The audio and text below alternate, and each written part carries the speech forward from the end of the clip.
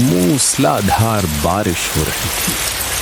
आसमान में काले बादल गरज रहे थे और बिजली बार बार चमक रही थी। भयानक बाढ़ ने पूरे गांव को तबाह कर दिया था। घर, खेत और रास्ते सब पानी में डूब चुके थे। अपनी जान बचाने के लिए गांव वाले रातों रात गांव छोड़कर भाग रहे थे। उसी गांव में मंजू और सावित्री रहे थे। जब उन्हें लगा कि अब वहां रुकना मौत को दावत देने जैसा है, तो उन्होंने भी गांव छोड़कर एक सुरक्षित जगह की ओर निकलने का फैसला कर लिया।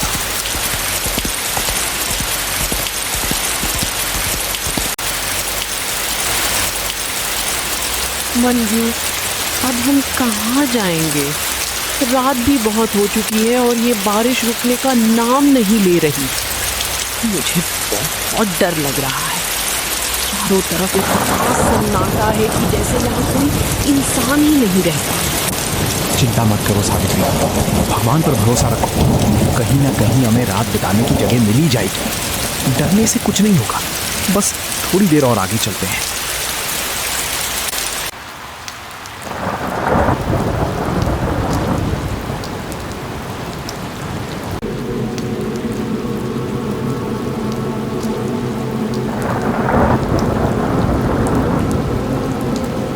मंजू, देखो उधर दूर एक रोशनी दिखाई दे रही है। हाँ, लगता है कोई घर है। शायद आज की रात हमें वहीं गुजारनी पड़ेगी।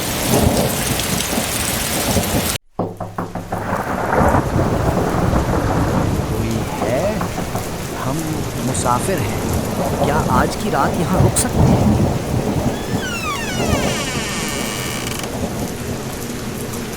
अरे, ये क्या था? दरवाजा अपने आप कैसे खुल गया?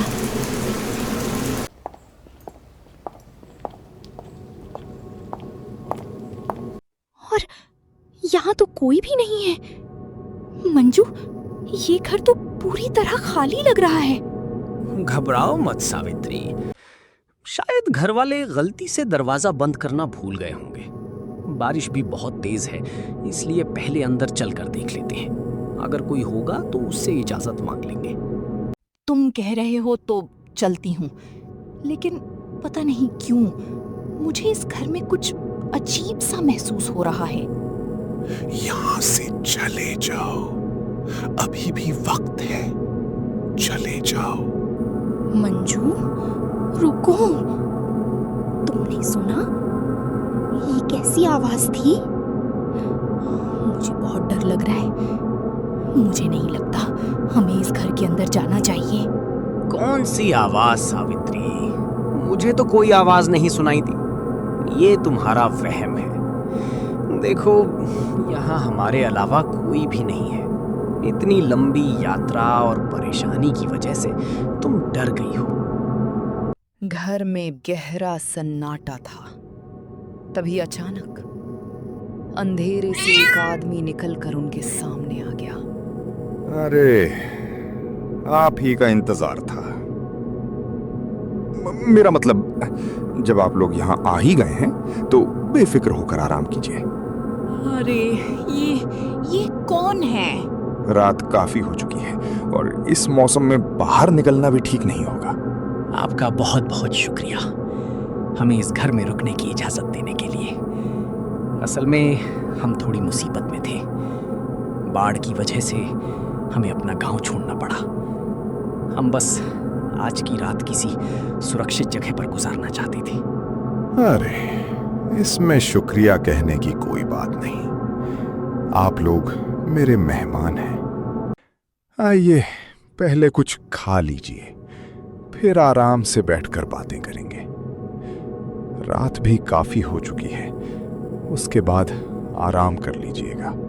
अरे वाह, इतना सारा खाना! लगता है आपको पहले से पता था कि हम आने वाले हैं। वरना इतनी रात को हमारे लिए इतना बढ़िया इंतजाम कौन करता? कभी कभी मेहमान बिना बताए भी आ जाते हैं और उनका स्वागत करने की तैयारी पहले से करनी पड़ती है। अरे बाबा, समझ गया। आप यही कहना चाहते हैं कि आपकी मेहमान नवाजी इतनी अच्छी है कि जो भी यहाँ एक बार आए वो दोबारा आए बिना रह ही नहीं सकता। चलो सावित्री, अब थोड़ा आराम कर लो। तुम काफी थक गई हो। सुबह होते ही आगे का सफर शुरू करेंगे। आधी रात बीत चुकी थी। मंजू और सावित्री गहरी नींद में सो रहे थे। तभी अचानक सावित्री की आंख खुल गई, जैसे किसी अनदेखी आहट ने उसी नींद से जगा दिया हो। कौन है वहाँ? कौन है? मंजू, उठो। मुझे लगता है कमरे के बाहर कोई खड़ा है। मंजू, उठो। मुझे लगता है कमरे के बाहर कोई है। अरे यार सावित्री, तुमने कोई बुरा सपना देख लिया होगा। अब सो जाओ और मुझे भी सोने दो। क्या करूं?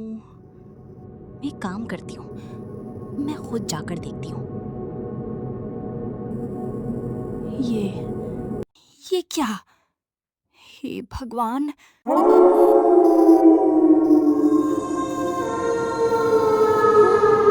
हवा में उड़ रहा है।